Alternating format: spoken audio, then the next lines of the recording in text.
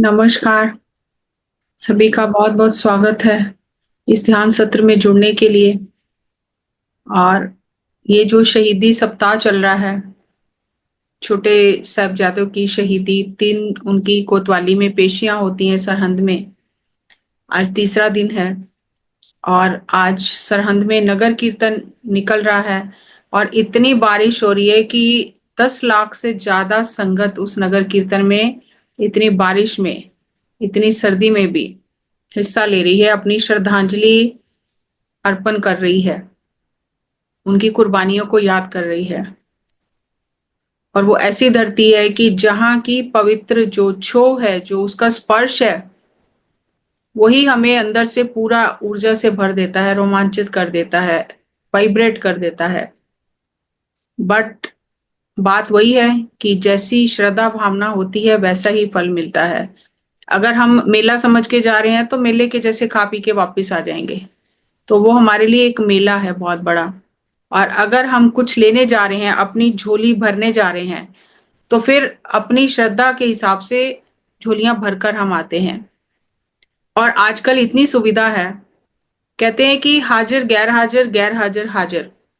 ये गुरु गोविंद सिंह जी के टाइम पे एक नाटक मंडली आई थी और उनका बहुत बढ़िया नाटक हो रहा था अनंतपुर साहब में। तो जो पहरेदार थे, जो सेवादार थे, जो गुरु जी की रखवाली के लिए, तो उनका बड़ा मन था जाने का कि हम भी जाके देखें नाटक। लेकिन डर रहे थे कि अगर हम सेवा छोड़कर चले गए तो गुरुजी से डांट पड़ेगी। और कुछ जो थे उन्होंने कहा कि चलो डांट पड़ेगी, डांट खा लेंगे, नाटक तो देखा है, डांट पड़ेगी तो डांट खा लेंगे। तो कुछ जो लोग थे वो सेवा में रुक गए और कुछ लोग जो थे, वो सिख जो थे, वो नाटक मंडली देखने चले गए। अब जो नाटक मंडली देखने गए थे, उनके मन में एक ही बात है कि गुरुजी को पता चलेगा तो क्या होगा। तो वो नाटक भी ढंग से देख नहीं पाए, मन उनका वहीं जुड़ा हुआ है कि गुरुजी को पता चल जाएगा, हमने ठीक नहीं किया। और जो यहाँ सेवा में है हाजिर, उनको लग रहा है कि उनको नाटक में पता नहीं कितना मजा आ रहा होगा, हम भी चले जाते, क्या होता, थोड़ी डांट ही तो पड़ती है, हम नहीं गए, डरते रहे हम चले जाते। तो इनका ध्यान वहां नाटक में लगा हुआ है, चाहे इन्हें पता कुछ भी नहीं चल रहा। और जो नाटक मंडली देखने गए, उनका ध्यान गुरु के चरणों में लगा हुआ है। तो आ जाते हैं वो वापस नाटक देख के। और गुरु जी जब दीवान में सुबह संगत के बीच में बैठते हैं, विराजमान होते हैं, तो वो कहते हैं हाजिर गैर हाजिर, गैर हाजिर हाजिर। तो किसी को समझ नहीं आती, फिर गुरु जी से पूछा जाता है कि ये समझ नहीं आया, आपने क्या कहा है, हाजिर गैर हाजिर, गैर हाजिर हाजिर। उन्होंने फिर बताया कि जो रात को नाटक देखने गए थे, वो एक पल के लिए भी उनका ध्यान हमारे चरणों से नहीं हटा। और जो यहाँ सेवा में खड़े थे इनका ध्यान पूरा नाटक में लगा रहा, एक पल के लिए भी यहाँ उपस्थित नहीं थे। तो असली बात यह कि हमारा मन कहाँ है। शरीर से कहीं भी हो सकते हैं हम, लेकिन मन कहाँ है। तो आज तो इतनी सुविधा है, यूट्यूब के माध्यम से हम उन चीजों को दूर से भी महसूस कर सकते हैं, देख सकते हैं, अपने उस भाव अर्पण कर सकते हैं। चलो कल्पना तो शायद नहीं कर सकते क्योंकि हमने वो देखा नहीं है, जिसने देखा है वो तो कल्पना कर सकता है, लेकिन जिसने देखा ही नहीं है वो कल्पना नहीं कर सकता। तो यूट्यूब के माध्यम से देख के हम उस भाव से, उस ऊर्जा से जुड़ सकते हैं। आज इतनी सुविधा है, तो जरूरी नहीं है कि हम दूर हैं तो हम वहां पर हाजिर नहीं हैं, हम हाजिर हो सकते हैं। तो इस तरह से ये जो मनाया जा रहा है, इतना बड़ा ये शताब्दी मनाई जा रही है, तो इसमें ये अगर हम बड़ी गहराई से देखें तो हमारी जैसे उम्र हो गई है 50 साल, 60 साल, 60 से ज्यादा हो गई है, पहले कभी ऐसा हुआ है क्या? ये तो नहीं है कि आज शहादत हुई है, 350 साल हो गए हैं। आज इतना ज्यादा सब कुछ कैसे उभर उभर कर बाहर आ रहा है? क्योंकि अब सत्य को छुपाया नहीं जा सकता, अब सत्य के प्रकट होने का समय आ गया है। इधर वर्ल्ड मेडिटेशन डे हो जाना, इतने ध्यान के सेशन चलना, पूरा यूट्यूब ध्यान से भर जाना, ये उसके साथ साथ ये शहीदी सप्ताह चलना, गुरुओं के गुरुपुरब मनाए जाना, सब क्या हो रहा है? ये धरती की ऊर्जा बदल रही है, बहुत तेजी से बदलाव आ रहा है, जिसकी कल्पना, जिसकी भविष्यवाणी संतों ने कई सदियों पहले कर दी थी कि ऐसा समय आएगा, तो वो अब समय आ रहा है जिसके हम साक्षी बन रहे हैं। तो फिर वापस हम उसी जगह पर चलते हैं जहां से हमने कल छोड़ा, कि माता गुजरी जी बच्चों को तैयार करके भेजती हैं। एक बार सोच के देखो कि छोटे बच्चे हैं, मासूम, 5 से 7 और 9 साल की उम्र के, क्या उन्हें मृत्यु के घाट उतारना इतना कठिन था?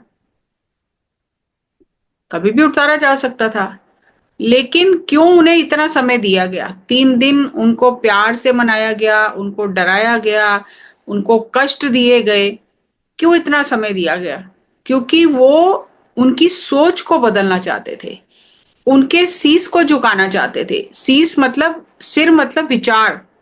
वो जो विचारधारा उन्हें मिली थी विरासत में, वो जो उन्हें निडरता मिली थी विरासत में, वो मृत्यु को हंस के स्वीकार करने का संस्कार मिला था, वो उसे झुकाना चाहते थे। अब जिसने मृत्यु को स्वीकार ही कर लिया है, उसे डर किस बात का है? उसे कोई डर नहीं है, मृत्यु से कोई डर नहीं है। तो लालच देकर, डर देकर वो उन्हें नहीं बदल सके, फिर उन्हें सजा दी गई।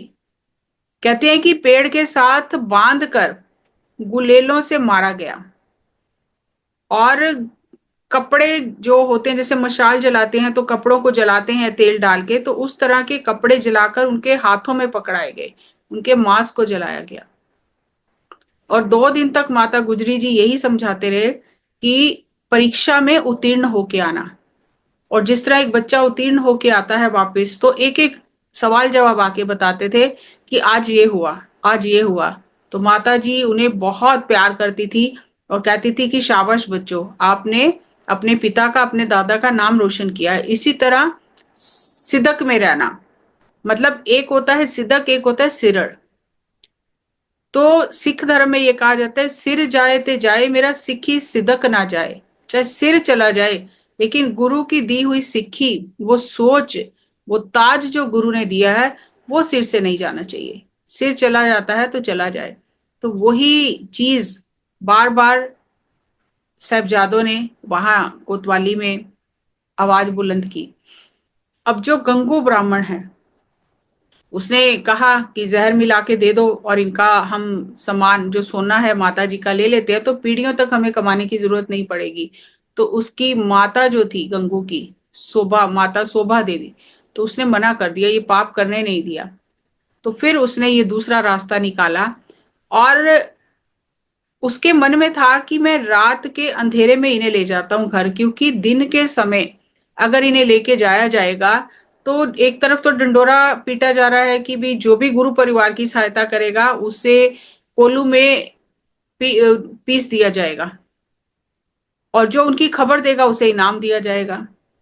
अब जिस रास्ते से वो इन्हें लेके जाना चाहता था, वहां रास्ते में एक बहुत ही प्यारा सिख था गुरु जी का, और वो गुरु जी सरसा नदी से जाते समय उसके हवेली में, उसके क्या उसका किला है, उसका बहुत बड़ा, निहंग खान उसका नाम है। वो मुसलमान है लेकिन वो श्रद्धालु सिख है गुरु का, तो उसका बहुत बड़ा किला है। बहुत समय, उस समय का बहुत धनाढ़ वो व्यक्ति था। और उस समय गुरुजी उसके निहंग खान का ये जो ईंटें बनाने वाले जो भट्टे होते हैं, वहां पर गए। और उस समय जो गुरुजी का घोड़ा था, उस भट्टे से उससे जब पैर उसका लगा घोड़े का, तो भट्टा जो था ठंडा हो गया बिल्कुल। तो वो आज भी निशानी है, रोपड़ में गुरुद्वारा है, भट्टा साहब नाम ही उसका भट्टा साहब है। तो वहां वे गुरु जी की सेवा करता है, और गुरु जी का एक सिख जो होता है, जो बहुत ज्यादा जख्मी हो गया होता है, तो गुरु जी उसके घर छोड़कर उसे खुद आगे निकल जाते हैं। अब ये गंगू ब्राह्मण जानता था कि अगर दिन के समय में इन्हें लेके जाऊंगा तो कोई ना कोई श्रद्धालु सिख मिल जाएगा, और वो इन्हें गुरु जी तक पहुंचा देगा। अब ऐसा नहीं है कि गंगू ने सेवा नहीं की या गुरु जी को जानता नहीं था, या इतना समय उसने कोई कौतक नहीं देखा था, या साहबजादों को नहीं जानता था, लेकिन लालच आ गया मन में। तो इसीलिए कहते हैं कि कितना समय आप गुरु के साथ रहते हो, कितना समय साधना करते हो, ये एक अलग बात है। लेकिन कब आपका पैर फिसल जाएगा, कब लालच आ जाएगा, कब किसी आप अपने ही मन के जाल में फंस जाओगे और सारी अपनी की हुई सेवा जो है वो व्यर्थ कर लोगे, तो ये बड़ी गहरी बातें हैं। तो इतनी सेवा करने के बाद वो सोने की थैली देखकर लालच आ गया मन में और मन बदल गया, तो सब कुछ भूल गया। और जबकि उसकी माँ उसे याद करा रही है कि तूने नमक खाया है, नमक खा के बुरा मत कर, लेकिन उसने फिर वो सोने की थैली छुपा ली और जाकर कोतवाली में बता दिया कि गुरु जी का परिवार, माता और बच्चे मेरे पास हैं। तो उन्हें ले जाया गया। अब जब तीसरे दिन पेशी होती है और कौन अब फतवा सुनाए, सजा कौन सुनाए, तो काजी को बुलाया जाता है। तो काजी जो है वो अपनी पूरी पुस्तक पढ़ के, कुरान शरीफ पढ़ के बताता है कि ऐसी कोई शरह में सजा ही नहीं है, मासूम बच्चों के लिए कोई सजा नहीं है, तो बच्चों को सजा नहीं दी जा सकती। तो वजीर खान कहता है कि तुम मेरे राज में रहता है, तेरे को सजा सुनानी ही पड़ेगी।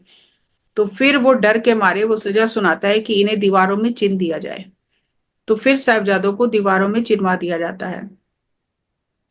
और जब साहबजादा जोरावर सिंह जो थे वो कहते हैं कि माँ की कोख से जन्म मैंने पहले लिया, लेकिन सत्यलोक पहले छोटा जा रहा है, फतेह सिंह को कहते हैं। तो वो कहते हैं नहीं, हम इकट्ठे यहाँ आए हैं दादी के साथ और इकट्ठे ही जाएंगे। तो दोनों मिलकर अरदास करते हैं कि हम इकट्ठे ही जाएंगे वापसी। और जब तीसरे दिन जाने लगते हैं तो माता गुजरी जी से पूछते हैं कि रोज आप कहते हो हमें कि जीत कर आना, मैं इंतजार करूंगी, तो आज आपने नहीं कहा कि जीत कर आना, मैं इंतजार करूंगी। तो माता जी कहती है कि आज तुम इंतजार करना, मैं तुम्हारे पीछे पीछे आ जाऊंगी।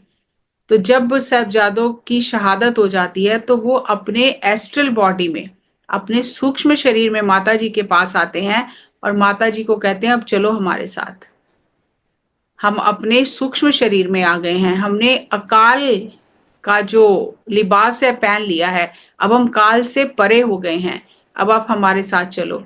तो माता जी, इतनी उनकी साधना थी, अपने योग बल से, अपने तपोबल से, वो अपने जो श्वास हैं वो दसम द्वार ब्रह्मरंध्र में चढ़ाकर उसे फोड़कर वो अपना शरीर त्याग देती हैं और तीनों वहां इकट्ठे ही सत्यलोक की ओर प्रस्थान करते हैं। और यहाँ जो टोडरमल दीवान था, फिर उन्होंने उसी तरह से माता जी का और बच्चों का संस्कार किया कि एक बच्चे को दाईं तरफ लिटाया, एक को बाईं तरफ लिटाया और बीच में माता जी हैं। तो कहते हैं दादी आज भी बच्चों की रक्षा करती है। तो इस तरह से वो गुरुद्वारा ज्योति स्वरूप बना और वहां पर बच्चों का, साहबजादों का और माता जी का अंतिम संस्कार किया गया। और कितने भाग्यशाली वो लोग हैं जिन्होंने ये सेवा निभाई। एक बार हम कल्पना करके देखें कि इतने मृत्यु का भय जहां दिया जा रहा है चारों तरफ, कि मार दिया जाएगा, आपको जान से मार दिया जाएगा, सजा दी जाएगी, कष्ट दिए जाएंगे, फिर भी उन लोगों ने सेवा की। टोडरमल जो थे उन्होंने अपने हाथों से साहबजादों का अंतिम स्नान कराया और उनकी जो पत्नी थी उन्होंने माता गुजरी जी का अंतिम स्नान कराया। कितने भाग्य उनके होंगे जो उन्हें ये सेवा प्राप्त हुई। और थोड़ा सा अगर हम पीछे जाएं, जैसे पहले 3-4 दिन पहले हमने बात की थी कि एक होता है प्रारब्ध, एक होता है परिश्रम। प्रारब्ध तो था इनका, लेकिन वर्तमान पल में रह के इन्होंने जो अपना परिश्रम किया, जो अपना धर्म निभाया, उससे कितना आगे बढ़ गई है, कितनी प्रगति हुई, कितनी गुरु की खुशी मिली। तो गुरु, थोड़ा पीछे जाएंगे गुरु इतिहास में, तो गुरु रामदास जी जो चौथे गुरु हुए हैं, उस समय जब संगत उनके दर्शन करने जा रही थी तो एक बुजुर्ग जो थे वो दर्शन करने गए और वो बार बार उचक उचक के गुरु जी का चेहरा देख रहे हैं, नूरानी। और जब धीरे धीरे आगे बढ़ते गए और जब गुरु जी के सामने पहुंचे तो बिल्कुल उनके मतलब विचार शून्य स्थिति जैसे हो जाती है वैसे हो गए, कुछ भी याद नहीं रहा। तो गुरु जी ने कहा कि कुछ मांगो, तो उन्हें कुछ शब्द ही नहीं आ रहे। 3 बार, तीसरी बार जब गुरु जी ने कहा कुछ मांगो, तो उन्होंने कहा कि आप हमारे घर आइए। अब गुरुजी बहुत देर तक गंभीर हो गए और उसको लगा कि शायद मैंने कुछ गलत कह दिया है। तो फिर गुरुजी ने काफी समय बाद आंखें खोली और कहा हम आएंगे, लेकिन ना तो ये हमारा ये शरीर होगा, ना तुम्हारा ये शरीर होगा, शरीर बदल जाएंगे, और हम आगे चलकर तुम्हारी जो आगे वंशज होंगे, जो तुम्हारी आगे पीढ़ी होगी, तो उनके उस समय आएंगे, जो उस समय वर्तमान गुरु जो होंगे वो उनके पास आएंगे। तो अब सोच होती है इंसान की, इंसानी सोच अलग होती है, गुरु की तो सोच ही दृष्टि अलग होती है। तो उसने पूछ लिया कि कितने लोग आएंगे, क्योंकि इतना गरीब है कि घर में खाने के लिए भी कुछ नहीं है। तो उसने पूछा आपके साथ कितनी संगत आएगी। तो गुरुजी ने कहा कि हमारे साथ तो संगत आएगी। तो उसने कहा मेरे घर तो खाने के लिए कुछ नहीं है, मेरे घर तो, जिसे पंजाबी में मोढे कहते हैं ना, शोल्डर्स को, मोढे मोढे गरीबी है, इतनी गरीबी है, खाने को नहीं है। तो गुरुजी ने स्वाभाविक ही कह दिया जब हम आएंगे तो गोडे गोडे अमीरी होगी। तो फिर उस समय वो बाबा घर चले जाते हैं, और फिर गुरु तेग बहादुर जी जो 9वें गुरु हैं, वो उनकी पीढ़ी के पास जाते हैं, उनके घर वो वचन पूरा होता है। और उस समय तक वो बहुत अमीर हो गए होते हैं, जो गुरु रामदास जी ने वर दिया था कि गोडे गोडे अमीरी होगी, उस समय तक वो बहुत अमीर हो चुके होते हैं। तो गुरु तेग बहादुर जी की बहुत सेवा करते हैं। और जब वो गुरु जी जाने लगते हैं वहां से संगत के साथ, तो वो एक जिसमें आटा गूंथते हैं, परात बोलते हैं ना, वो परात भर के वो सोने की मोहरें गुरुजी को देते हैं विदा करने के टाइम। तो गुरुजी कहते हैं कि नहीं, हमें इतनी मोहरें नहीं चाहिए, हमें बहुत ज्यादा मोहरें चाहिए आपसे। तो फिर वो कहते हैं कि थोड़ा समय दो, एक दिन का, हम सब कुछ बेचकर आपको बैलगाड़ी भरकर मोहरें देते हैं सोने की। तो गुरु तेग बहादुर जी ने कहते हैं अभी नहीं चाहिए सोने की मोहरें आपसे, आगे चलकर समय आएगा जब साहिबजादे शहीद होंगे, तो उस धरती को आपको खरीद कर वहां पे उनका संस्कार करना है, तब आपसे मोहरें चाहिए। अब देखो कि हमें लगता है कि पता नहीं कितना कष्ट हो गया, कितना कुछ हो गया, अनर्थ हो गया, लेकिन गुरु तो जानते हैं क्या होना है, तो कब की दिए हुए वचन कब पूरे हो रहे हैं, वो प्रारब्ध जो है वो कैसे आगे बढ़ते बढ़ते वो वचन पूरे हुए। और फिर गुरु गोविंद सिंह जी के टाइम पर जब साहबजादों की शहादत होती है, तब फिर उन्हीं की पीढ़ी में से टोडरमल जो दीवान होते हैं, वो फिर मोहरें बिछा के, वो कब का वचन है, गुरु रामदास जी का, और कब पूरा हुआ, गुरु गोविंद सिंह जी के टाइम पर। तो उस तरह से फिर वो मोहरें बिछाकर सब कुछ अपना दांव पर लगाकर वो ये सेवा निभाते हैं। गुरु तेग बहादुर जी ने उनसे कहा कि हमें बहुत बड़ी सेवा लेनी है आपसे, एक परात भर के मोहरें दे रही हो, इससे नहीं होगा, आपसे तो बहुत बड़ी सेवा लेनी है। तो फिर वो सेवा करते हैं। तो किस तरह से अगर हम इस मार्ग पर चलते ही रहते हैं, लगे ही रहते हैं, तो धीरे धीरे धीरे आत्मा आगे बढ़ती रहती है। तो इस तरह से साहबजादों का अंतिम संस्कार उन्होंने किया। और फिर गुरु गोविंद सिंह जी जो उस समय आलमगीर एक जगह है पंजाब में, वहां पहुंचते हैं युद्ध के बाद।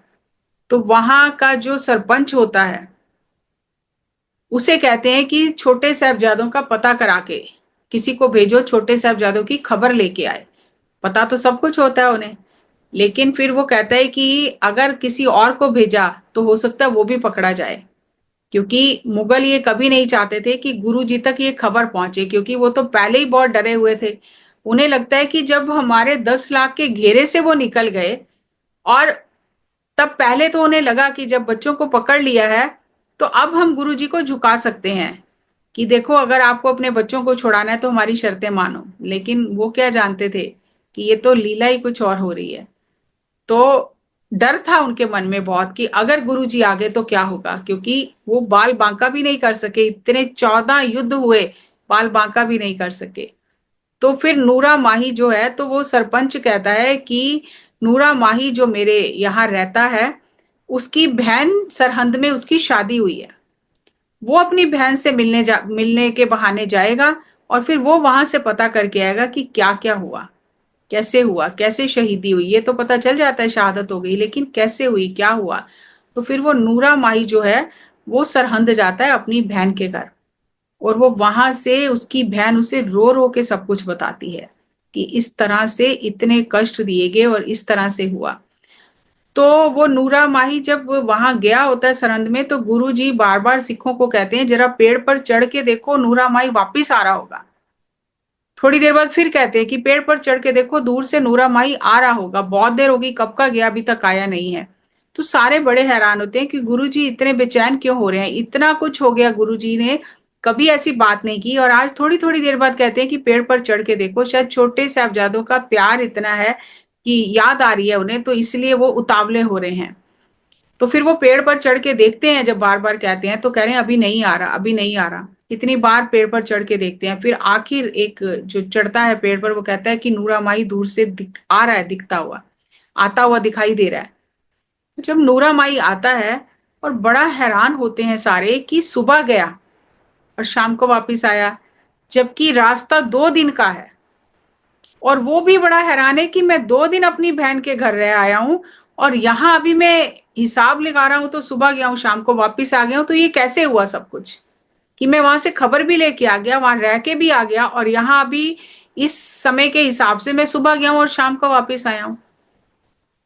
तो जो आज हम टाइम ट्रेवल की बात करते हैं, वो उस समय नूरा माही ने वो टाइम ट्रेवल किया, कि वो जाके वापस भी आ गया। जो 2 दिन का सफर था, वो 1 दिन में कट गया। और फिर जब आके उसने रो रो के बताया कि ये सब कुछ मैं सुन के आया हूं, मैं बता नहीं सकता हूं, तो गुरुजी ने कहा बता, तू एक एक चीज बता, हम जानना चाहते हैं कि कहीं साहबजादों के चेहरे पे कोई घबराहट, कोई शिकस्त तो नहीं थी, कोई शिकन तो नहीं था, और किस तरह से शहादत हुई, क्या क्या सवाल जवाब हुए। तो जब नूरा माही बताता है, बहुत गंभीर होके गुरुजी सुनते हैं, लेकिन आंखों से एक आंसू भी नहीं आता।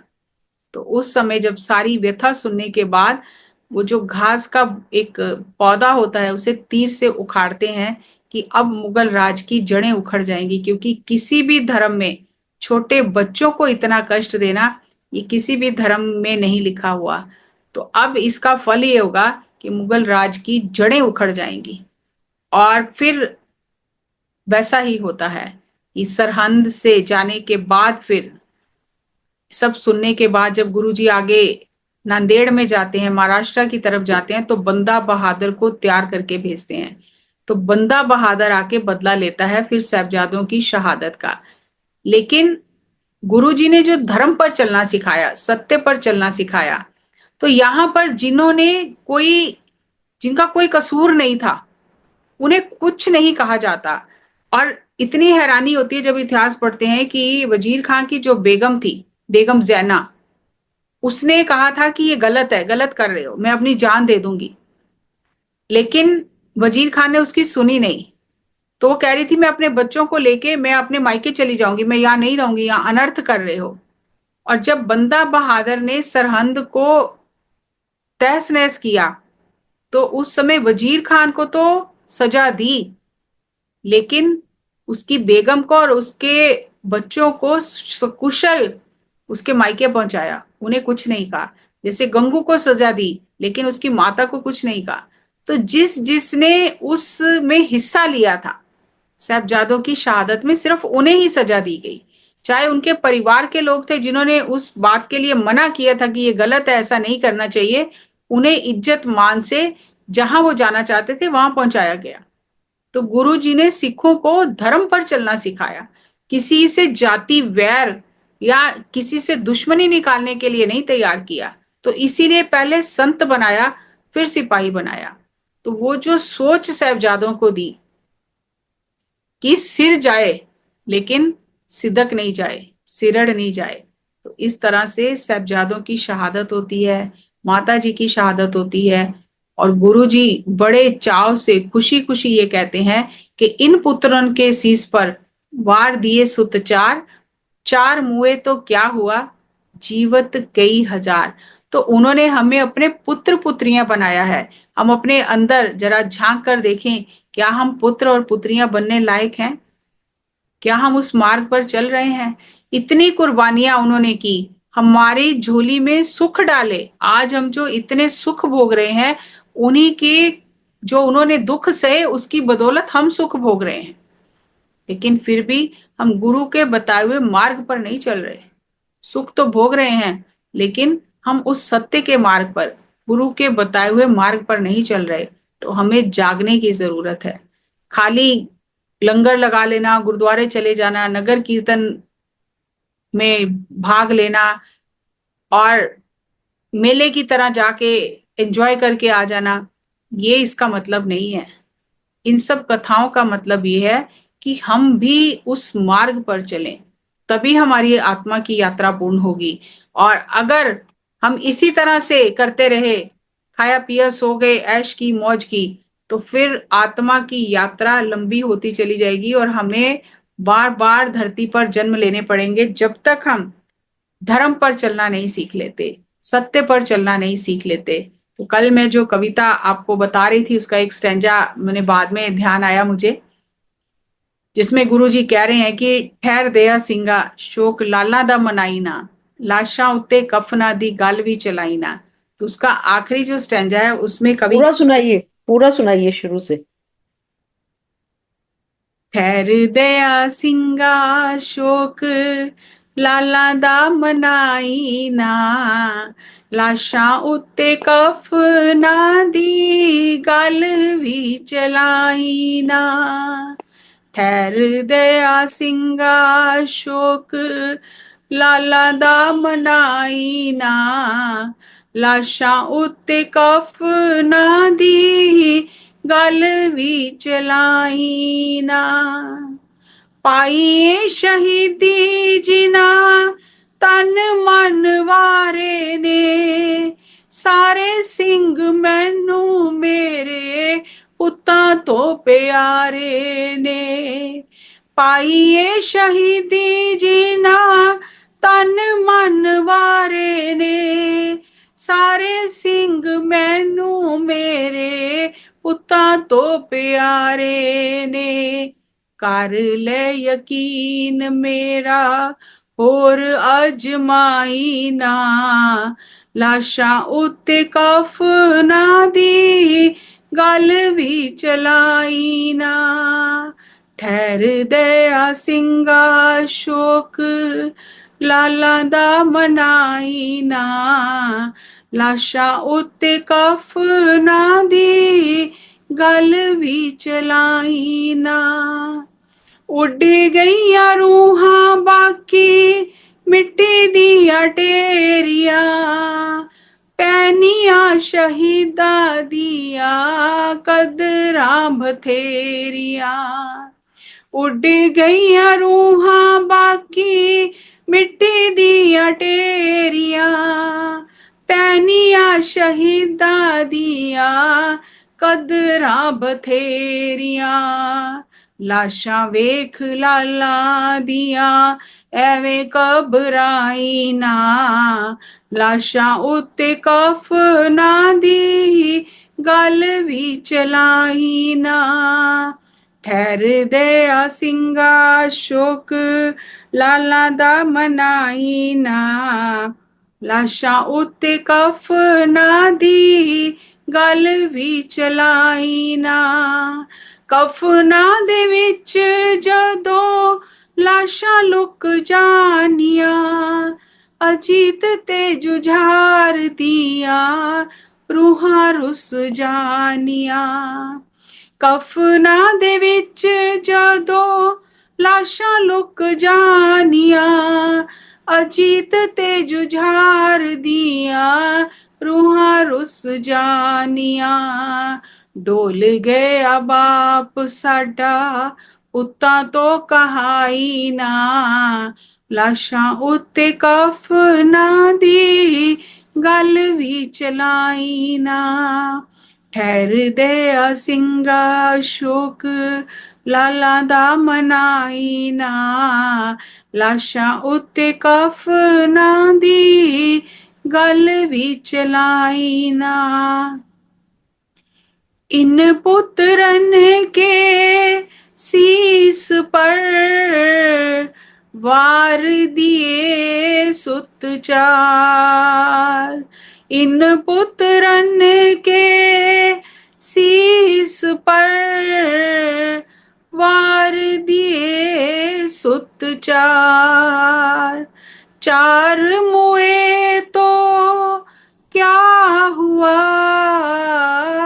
जीवन कई हजार, चार मुए तो क्या हुआ, जीवत कई हजार, जीवत कई हजार, जीवत कई हजार। ब्यूटीफुल। बहुत बहुत टचिंग है बहुत। और आपने गाया भी ना इतने उससे है कि एकदम दिल, क्या बस रूह तक उतर गया है। ऐसे ही माता सुंदरी जी जब आती हैं तो वो पूछती हैं श्री गुरु गोविंद सिंह जी से, तो कवि ने वो भी बहुत अच्छे से चित्रण किया है। मैं दो चार लाइनें सुनाती हूँ आपको।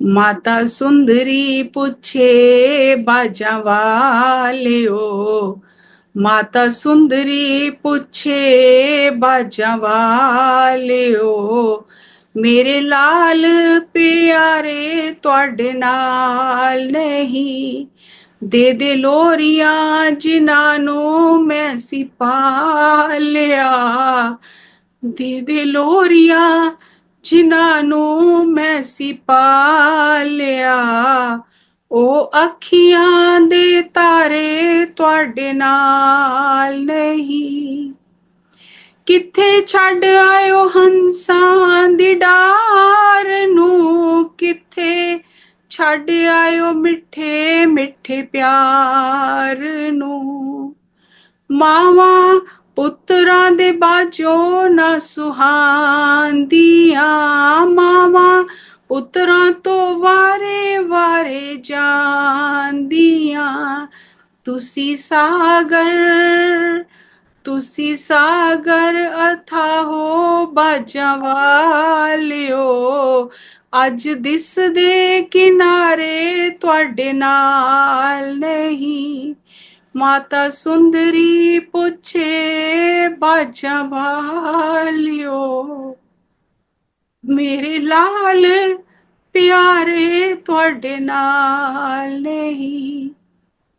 अगो गुरु जी जवाब देंदे, आगे गुरु जी ने कहा, तुसा कह लिया बड़ा कुछ कह लिया, असा चुप वट सारा कुछ सह लिया, तुसा कह लिया बड़ा कुछ कह लिया, असा चुप वट सारा कुछ सह लिया, तेरे लाला उत्ते मान सारे जग नू, ओना उच्चा कीता दादे दी है पग नू, सिर करजा, सिर करजा न रखे आ गोबिंद ने, ताइयों लाल प्यारे साडे नाल नहीं, सिर करजा न रखे आ गोबिंद ने, ताइयों लाल प्यारे साडे नाल नहीं। बहुत मुश्किल है। जब माता सुंदरी जी ने कहा और गुरु जी ने ये जवाब दिया, तो गुरु जी ने, माता सुंदरी जी बैराग करने लगी, आंसू से आंसू बहने लगे। तो गुरु जी ने उन्हें कहा, भाई दया सिंह जी को कहा कि माता जी को कहो कि जिन्होंने इतने सिखों ने शहीदियां प्राप्त की हैं, तन मन अपना न्यौछावर किया है, उनके लिए भी आंसू बहाएं, केवल अपने पुत्रों के लिए आंसू ना बहाएं, और एक नजर भरकर इस संगत की तरफ देखें, क्या हर एक में अजीत और जुझार नजर नहीं आ रहे। तो उस समय माता जी बहुत सारा जैसे सर्दी का मौसम था, तो वो पंजीरी का प्रसाद बना के लाई थी साहबजादों के लिए। तो गुरुजी ने कहा कि देखो एक एक के अंदर क्या साहबजादे नजर नहीं आ रहे इनको, इनके चेहरे में। तो फिर माता जी को धीरज हुआ, जब सबके अंदर उन्हें अजीत और जुझार दिखाई दिए, तो फिर उन्होंने भाई दया सिंह जी को कहा कि ये सारा प्रसाद संगत में बांट दो, यही मेरे पुत्र हैं।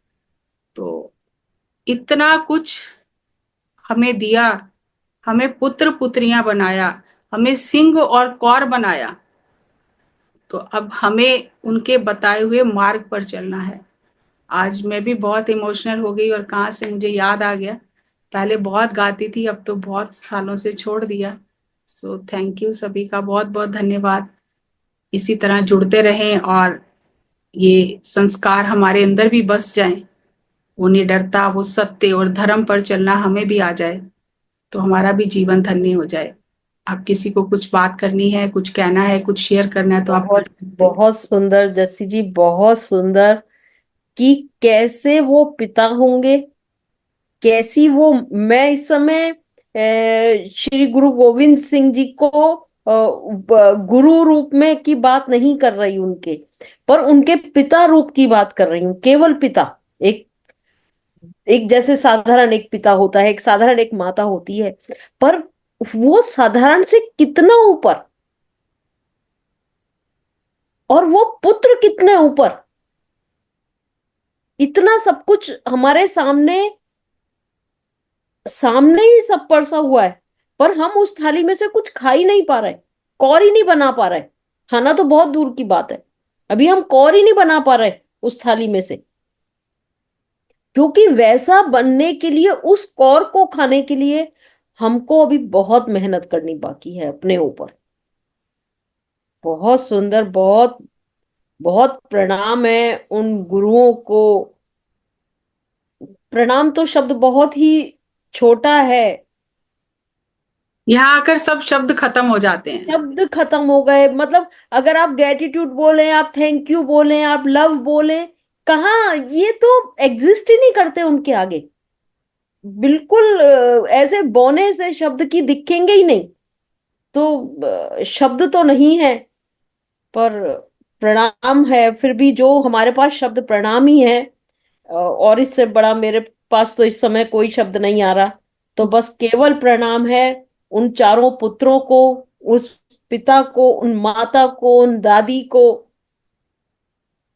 सबको बस केवल प्रणाम है। और कोशिश कर सकते हैं, शायद थोड़ा सा कुछ, शायद थोड़ा सा कुछ हमारे अंदर भी, इतनी सब गाथा सुनने के बाद कुछ अंश उसमें आ जाए। Thank you, thank you, thank you, thank you very much. अच्छा लगा कि आपने गुरु जी के जो पुत्रों के साथ हुआ हमें बताया, क्योंकि हमें इतिहास में मैम वो पढ़ाया ही नहीं गया जो हमारे पूर्वज थे और गुरु थे उनके साथ क्या हुआ। हमें तो उन लोगों के बारे में पढ़ाया गया कि उनके साहबी वंशजों के बारे में ही पढ़ाया गया। हमें थोड़ा सा गुरु नानक जी और थोड़ा बहुत छत्रपति शिवाजी के बारे में, बाकी किसी के बारे में मैम हमें पढ़ाया ही नहीं गया। हम्म। वही ना, हमें हमारी ही विरासत से दूर रखा गया जानबूझकर। मैम तो वही कहते ना, आज के डेट में देखिए जैसे कुछ हो तो गुरु नानक जो उनके पुत्रों का, जैसे बहुत सारे पेट्रोल पंपों पे होर्डिंग लगने लगी, तो पता चला कि हमें पता चला, पहले हमें तो पता ही नहीं था। हमें तो जो छाप बुक छाप के मिल गया मैम, क्योंकि अब स्कूल अब हुए हैं प्राइवेट, पहले तो सरकारी स्कूल में जो छाप दिए लोग वही हम पढ़े। मुगल के कितने बच्चे थे, वो कितनी बीवियां थी, वो क्या था, सिर्फ मैम हमें वही पढ़ाया गया। जो हमारी विरासत थी उसे हमें दूर रखा गया, कोसों दूर मैम। हम्म। देखो, ये होना तय था, इसीलिए मुझे समय भी मिल गया, मैं वापस आ गई और ये 3-4 मैम मैं घंटे वही मिले। कर रहा हूँ, मैं कभी कभी सैटरडे संडे ऑफ रहता है ऑफिस का, तो कभी कभी जुड़ता हूँ। तो कल मैंने अपने ऑफिस में भी बोला था भाई क्रिसमस ना मनाया होगा, अगर 26 से दिसंबर को भी छुट्टी होनी चाहिए, मैंने बॉस से डिस्कस भी किया। हम्म। तो इससे बेटर तो हमारे लिए है ना, हम्म। हमारे लिए दिया है ma'am. Actually I don't know, मैं किसी पॉलिटिकल में नहीं जा रहा हूँ, किसी धर्म के खिलाफ नहीं जा रहा हूँ, लेकिन हमें इससे क्रिसमस से बेटर तो हमारे लिए गुरु गोविंद साहब जी के दोनों पुत्र बाल दिवस मनाना चाहिए। हम्म। सही हमें बात। तो एक इसे शहादत के दिन मनाना चाहिए। हम्म। बच्चों का खोना दर्द क्या होता है मैम, मैं समझता हूँ। हम्म। बस हम जाग जाएं। मैम यही ऊपर वाले से दुआ करते हैं हम लोग। हम्म। बस हमें जगाने के लिए ये सब चीजें होती हैं। इतिहास में ये भी आता है कि जब गुरु गोविंद सिंह जी ने ये छोटे दोनों साहबजादों को तो माता गुजरी जी ने तैयार किया ना जाने के लिए, और हाँ बड़े हाँ। दोनों साहबजादे जो थे उन्हें गुरु गोविंद सिंह जी ने अपने हाथों से तैयार किया। उन्हें कहा कि आज तक तुम्हारी माता तैयार करती थी तुम्हें, आज मैं तुम्हें तैयार करता हूँ, कलगियां लगाता हूँ, और तुम जाओ और घोड़ी पर सवार होकर लाड़ी मौत को ब्याह कर लाओ। आज मैं तुम्हें तैयार करके भेज रहा हूं। तो ये, और अभी गुरु गोविंद सिंह जी का गुरुपुरब आ रहा है 6 जनवरी को। और कल ही, आज ही मेरी आज बात हुई विभा मैडम से कि मैं तो वृंदावन ही जाऊंगी 3 दिन बाद, तो हम वहीं से सेलिब्रेट करेंगे। तो 1 जनवरी से ही वही, फिर यही सलाह हुई। अब आप सब लोग भी बताइए कि 2 से करते हैं, 2 से 6 तो 5 दिन बनते हैं, तो 1 जनवरी को क्या करेंगे? तो विभा मैडम ने कहा 1 जनवरी से ही शुरू कर देते हैं। तो अच्छा शुरुआत होती है कि गुरु गोविंद सिंह जी के प्रकाश पर्व को मनाते हुए हम इस साल की शुरुआत करें। तो कोशिश रहेगी कि 1 जनवरी से यही जो 4 से 5 का टाइम है ध्यान का, और ध्यान के बाद हम आधा पौना घंटा फिर गुरु गोविंद सिंह जी के जीवन चरित्र को थोड़ा ध्यान के चश्मे से देखने की कोशिश करेंगे, जितनी हमें वो बुद्धि। हाँ, नए साल की शुरुआत हम उन्हीं से करें तो सही रहेगा। हाँ, बहुत बहुत धन्यवाद। वहीं से शुरुआत करते हैं आप सबकी सहमति से। तो यही समय रहेगा। देखो, पंजाबी में अभी रीच बहुत कम है। बहुत, पंजाब में तो पंजाबी चलती है, लेकिन अगर हिंदी में भी इतिहास बताया जाए तो बहुत सारे जैसे लोग हैं जिन्हें कुछ भी पता नहीं है, जैसे आप बता रहे हो। तो अब मैं पंजाबी में ही बात करूं तो हो सकता हाँ है जी। आपको चीजें समझ ही ना आए। तो जिन लोगों से बात करते हैं तो फिर उसी भाषा में बात करनी चाहिए ताकि समझ आए उन चीजों की। तो जरूर मैं हिंदी में ही ये सेशन लूंगी, 5 से 5:30 पौने 6 बजे तक होगा डेली। और उसकी रिकॉर्डिंग फिर आपके साथ शेयर कर दूंगी, तो ताकि हमारे हमारे डीएनए में वो चीज है। ऐसा नहीं है कि नहीं है, क्योंकि हम उनके पुत्र पुत्री हैं, तो हमारे डीएनए में वो चीज है, लेकिन वो सो गई है। बस हमें उसे जगाना है अब। और पत्री सर ने हमें ध्यान का एक बहुत बड़ा ब्रह्मास्त्र दे दिया है कि ध्यान करके हम अपनी आत्मा को सशक्त करेंगे, तो हमें वो गुरुओं की वाणी, गुरुओं की जो दास्तान है, गुरुओं की जो कुर्बानी है, जो उनके सिद्धांत है, वो समझ में आएंगे। तो हमें तो पत्री सर ने इतना बड़ा ब्रह्मास्त्र दे दिया है। तो अब जब जागे तभी सवेरा, अब जागे तो अभी से लग जाए। क्या पता कितना समय बचा है हमारे पास आगे, लेकिन जितना भी समय बचा है उसमें हम अब तो ना सोएं, अब तो जागे रहें और दूसरों को जगाएं। सबसे बड़ी बात कि दूसरों तक भी ये चीज पहुंचाएं, ताकि जहां हम हमारे जीवन में बदलाव आया तो उनके जीवन में भी बदलाव आए। तो जरूर हम इसको करेंगे।